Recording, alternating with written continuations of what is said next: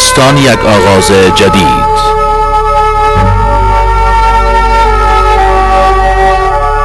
این پیام از سوی تلویزیون تولو به شما تقدیم است. It's 6:30 p.m. in Kabul and time for one television program that is now must-see TV across Afghanistan. انتخاب شما، طلوع شما.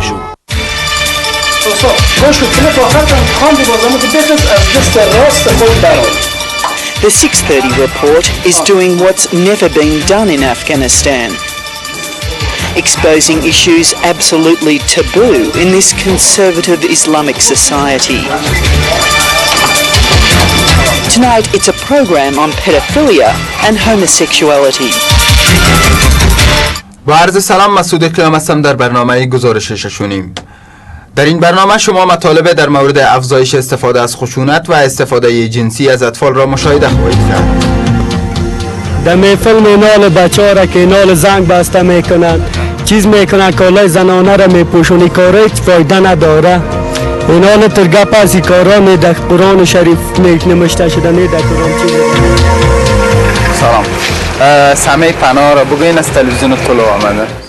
A heady mix of investigative journalism and entertainment programs has made Tolo TV a revolutionary force in today's Afghanistan. Masoud Keram is one of Tolo TV's emerging stars. He's shown he's not afraid to push the boundaries, even though he's received many death threats for his role on television. We have to do that, and because our country and our people need such as this program, like 6:30 report. We have to push to find a good way, and we get these risks, and we are not afraid because we do a good thing. We are going in a right way, and because of that we are happy. Tolo TV is the brainchild of the Mohseni family, the three sons and daughter of an Afghan diplomat who grew up in Australia. Well, that's Afghan TV, Aina TV, this is the Radio TV Afghanistan television, the government station. And then these are Jahid Mohseni left Afghanistan when he was 7. He returned with his siblings 3 years ago with an eye to the country's future. The pedophilia thing was a long time coming, and it's a big issue in this country. And the idea was to start breaking the taboo of this thing not being covered, and and particularly because this population that's being impacted by pedophilia are again the people who are going to lead this country. I mean, it makes it almost sound like you think that this station really has a role in forcing change. You're not just a businessman here. It wasn't around forcing social change, it was around facilitating social change. And it's subtle but a very big difference. It's about not telling people what to do, but gauging from them what they want to do and then kind of reflecting that in the media. The Mohsenis know each move this family makes is closely watched. They've become Afghanistan's media moguls with interests across television, radio and print. Just crossing the street in front of their fortified TV compound is not a decision taken without careful planning. Saaf Mohseni is the eldest sibling in this clan. The security situation here at the moment, it seems you don't take chances. Well, you can't afford to, not be too careful. So what does it mean for you? Do you travel with bodyguards normally? Is that what has to happen? Sometimes, I suppose more often than not. Sometimes if we can get the opportunity, we go on our own. I used to drive myself everywhere in the old days. But you don't now? No. به نام خدا، با عرض سلام به سرویس خبری ساعت 6 خوش آمدید. امروز سه‌شنبه 31 ماه جوزای سال 1384 هجری خورشیدی است که برابر می شود با 21 ماه جون سال 2005 میلادی. In just 18 months, the Mohseni family has made Tolo TV's news service the most reliable in the country. The station has shown from the outset the importance it places on speaking to all sides of the story. In a nation at war, even the Taliban position is regularly broadcast. پرون د سهار وخواته د شپې په اخر کې د دې یوه جنګي هلیکوپټر وغورځول شو د مجاهدینو له طرفه څخه وویشتل شو پکې سپاره ټول کسان ووژل شو د امریکایانو او البته مجاهدینو قومندان د سیمې د ټولو مجاهدینو عمومي قومندان د عملیاتو راته ماښام داسې و چې د دې 14 تنه مړي د امریکایانو ما خپله وشمېرل. When Italian aid worker Clementina Cantoni was kidnapped from a Kabul street, Tolo TV was the station the kidnappers called to press their demands.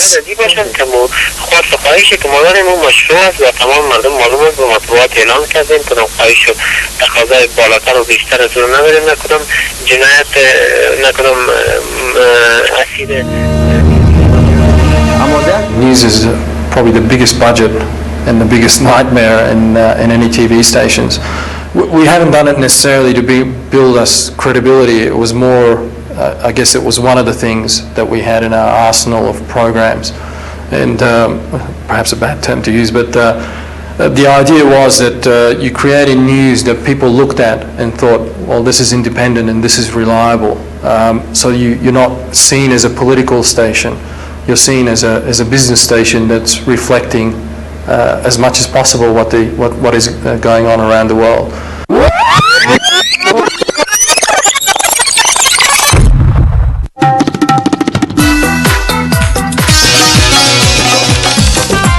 While Tolo TV has won plaudits for its news coverage, it is programs like this, the homegrown music program Hop, that has created perhaps the biggest impact and the most controversy. It's a barometer for the culture war gripping Afghanistan.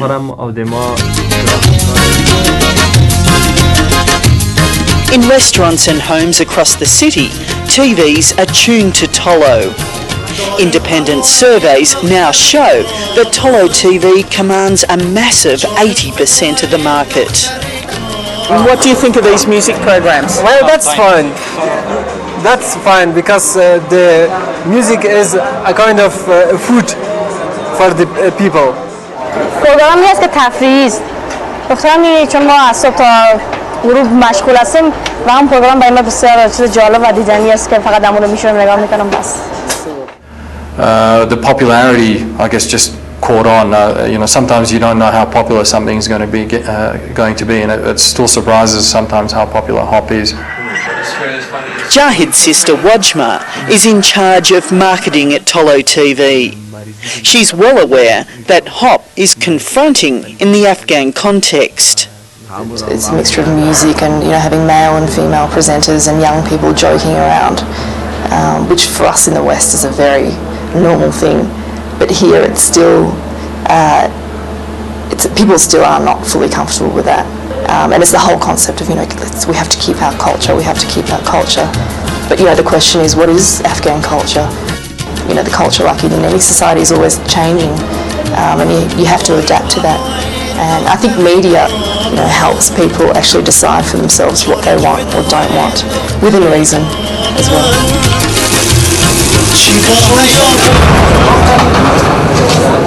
As the women of Afghanistan slowly emerge from behind the burqa, so has Tolo TV.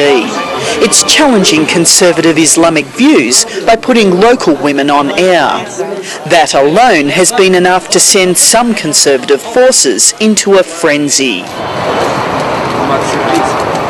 Earlier this year, Afghanistan's Chief Justice Fazl Hadi Shinwari criticised Tolo TV and other stations for transmitting programs considered opposed to Islam and national values.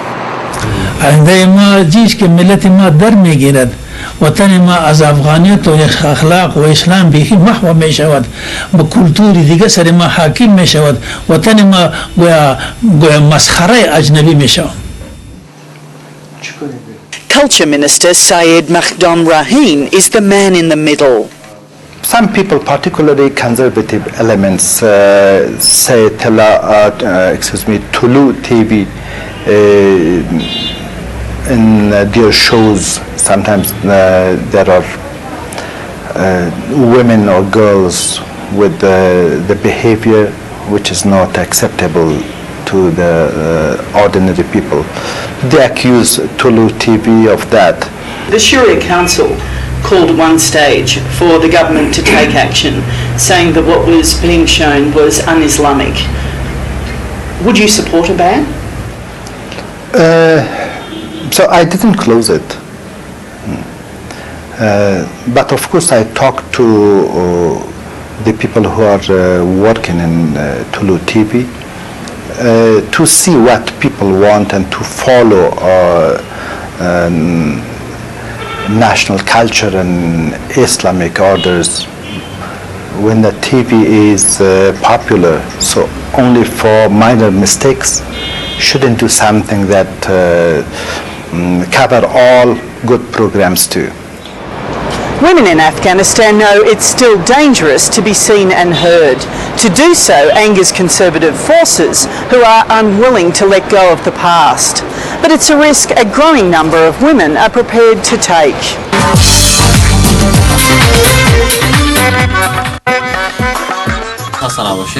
This is Shema Rezai, one of the first female co-presenters of Tolo TV's Hot program.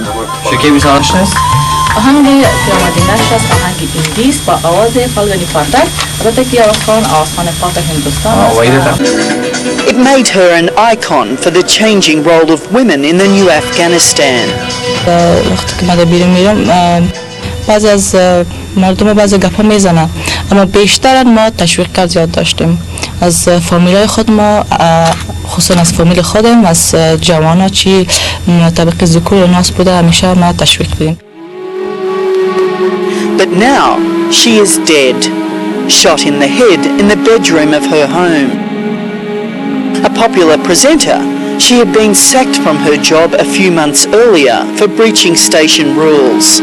Her death has deeply affected the Mohseni family. It had a profound effect for a number of reasons. It wasn't just that she was a colleague that was murdered. I mean, that kind of shocked people a little bit. Unfortunately, a lot of the media reported it as she was a worker in TV station. It made it sound like she was working up to the last minute in the station and then she was murdered specifically because she was working at that station. So what it ended up doing was creating a sense of fear amongst people. اکثر مردم به خاطر همین مجموعه ها فکر میکنن که چون در تلویزیون با ظاهر شده بود و با بسیار شادی و چی به خاطر از این فکر میکنن. خب جامعه ما هنوز به سطحی نرسیدن که برداشت چنین مسائلی رو داشته باشن که یک خانم یا یک زن بتونه به اون سطح صحبت کنه و یا به اون سطح ظاهر شه پشت پرده تلویزیون براشون غیر قابل تحمل بود. بسیاری مردم افغان ما بد میبره بسیار آزادی بیجایه.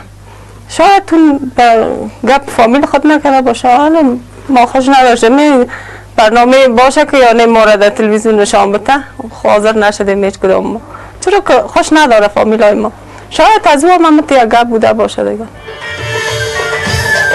Shema's two brothers were arrested soon after her body was found. Police announced that perhaps they were investigating an honour killing, that maybe she had been murdered by her brothers for having disgraced the family by daring to appear on TV.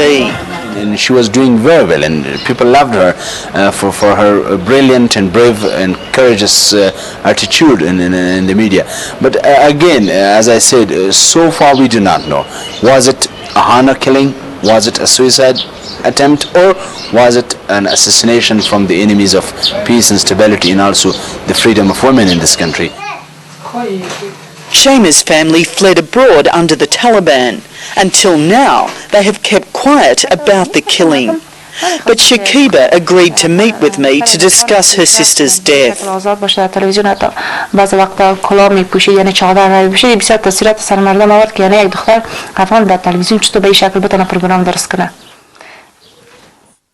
But there is also anger at the response from many Afghans to her death. When I go outside to buy something in bazaar, so people look at me and say that, oh, you are Shema Rezai's sister, we will kill you also one day.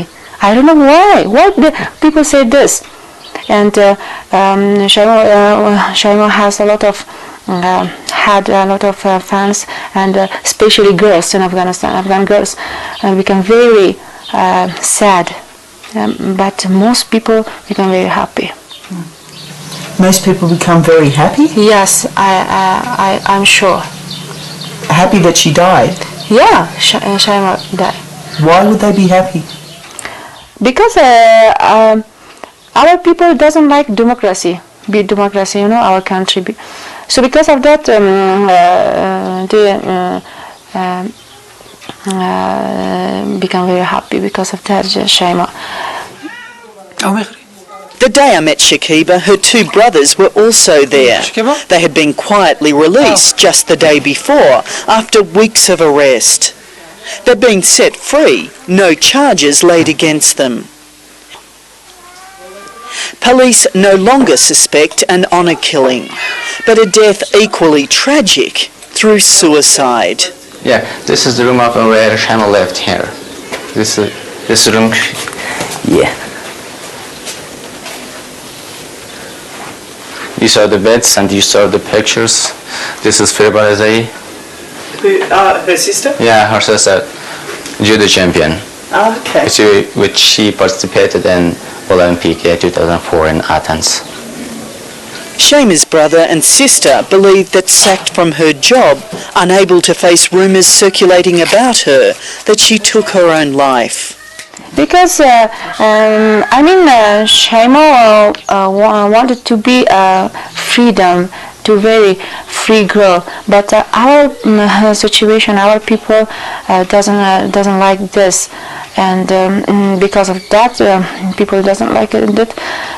So Shaima couldn't live anymore because she wanted to really be freedom, like to work herself, to spend money by herself, to be go everywhere when Shaima wanted. So because of that, all of our people become enemy of her. But this new role for women in Afghanistan remains highly controversial. Even within Shaima's family, they acknowledge the deep rift between her aspirations and the prevailing religious conservatism. The people at this age would be much different from the people after 20, 30 or a century ago. I am not expecting this generation, actually. I mean, the people now living here in 2005 actually to say that Shaima, my sister, was a champion. They would not. I am not expecting. I am disappointed by this society, by these people. Were you proud of your sister? Yes, I'm really proud of her sister because she showed the people that the woman includes in human, and woman can do everything that as men can do. Knowing that she killed herself, are you upset? Are you ashamed? How do you feel about that? I'm really upset about that because this was the beginning of the governmental point of Ahmad Karzai, because it was the end time of Taliban, of Al-Qaeda people, and the new broadcasting channels came into Afghanistan and to bring a bright future living for the people. Tolo TV, which means New Dawn, is a good metaphor for the change underway in Afghanistan. Under the Taliban, TV was banned as un-Islamic. Under Hamid Karzai, this fundamentalism is being challenged, and the Mohseni family are leading the charge for a new Afghanistan. I think people are ready to see women on television. It's that certain families and certain people, they find it very unacceptable to have their women folk, their members of the family, to appear on television. But I would say it's an assumption that when you're talking about the entire population, it's probably not true. Nonetheless, these are the problems that we face, and both the men and the women who appear on Tolo TV are very brave people.